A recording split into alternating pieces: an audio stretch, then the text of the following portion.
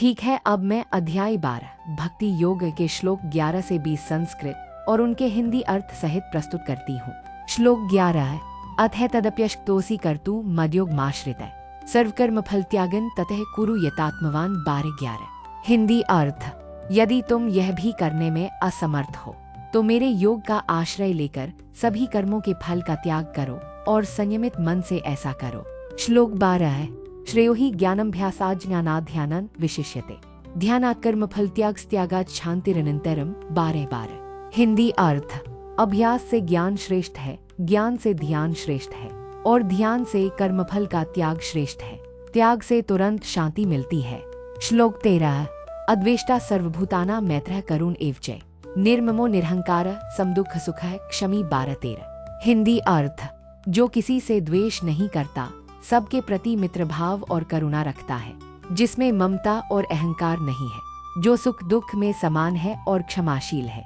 श्लोक 14 है, संतुष्टः सत्तन योगी यतात्मा दृढ़ निश्चय मेर्पितम नो बुधिर्यो मद्भक्तः समे प्रियः 12-14।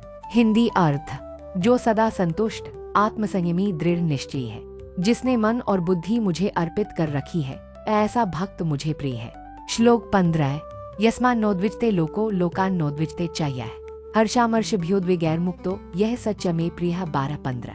हिंदी अर्थ, जो न तो किसी को भय या कष्ट देता है और न ही किसी से भयभीत होता है, जो हर्ष द्वेष भय और उद्वेग से मुक्त है, वह भी मुझे प्रिय है। श्लोक 16 है, अनपेक्षः शुचिर्दक्ष उदासीनो गतव्यथः सर्वारंभ परित्यागी यो मद्भक्तः समे प्रियः 12-16।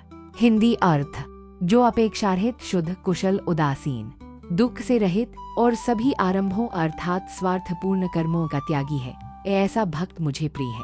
श्लोक 17 है, यो न हृष्यति न द्वेष्टि न शोचति न कांक्षति शुभाशुभ परित्यागी भक्तिमान्य समे प्रियः 12-17।